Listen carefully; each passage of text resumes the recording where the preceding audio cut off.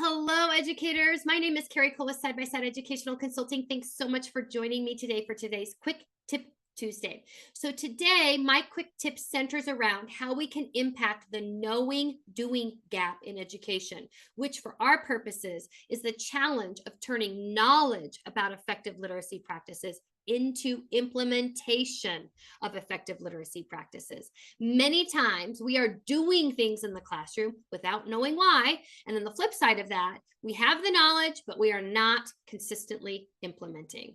So I'm going to share with you a graphic that I've been using for years in all trainings at Side by Side to help us better think about what it takes to bridge knowledge to instructional practice in the classroom, connecting three important elements. You'll see them on the screen. The why, which is understanding the research, to the what, using high quality instructional materials, to the how, which is effective content delivery. This allows for meaningful application of instructional practice into the classroom. Let's break this down a little bit. So the why is an understanding of the research, grounded, of course, in the science of reading. It provides the critical foundation. Without the why, we have instructional content and strategies at hand, but not the depth of understanding that is needed to know when to do what and with which students. We've got to value and invest in our teachers. They deserve to know the why because, as Louisa Moats says, informed teachers change lives. Invest in the why. And while the why is critically important, the why alone does not mean that it translates to practice.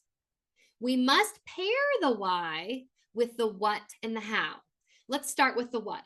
I am a firm believer in the adoption and use of high quality instructional materials, including the lesson plans, assessments, and other materials that teachers need to support them in the delivery of effective content for students.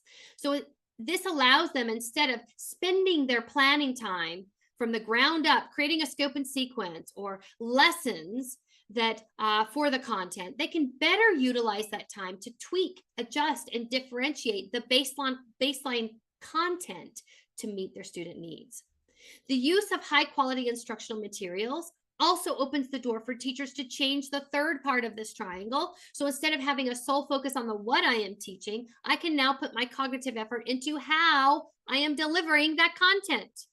This opens the door for teachers to put their efforts into thinking about how they will deliver the lesson in a way that's direct, explicit, highly interactive, and engaging, with lots of opportunities for students to practice.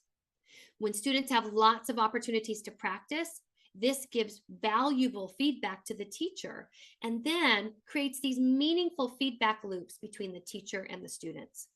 Lesson content isn't alone. Again, we have to focus on the how of the delivery of that content. So, as I close out this quick tip, I have a few questions for you to reflect on. What does professional development and training in literacy currently look like at your school site? Is this triangle, the why, connected to the what, which is then connected to the how, integrated throughout all training? Are teachers provided support in this integration, such as a trusted colleague or instructional coach to be a think partner and implementation partner as they work to bring these practices to the classroom?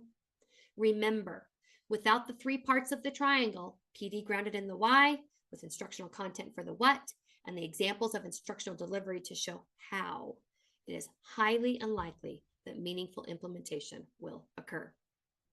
Okay, that's it, everyone. I hope you found this quick tip helpful. Thanks for joining me.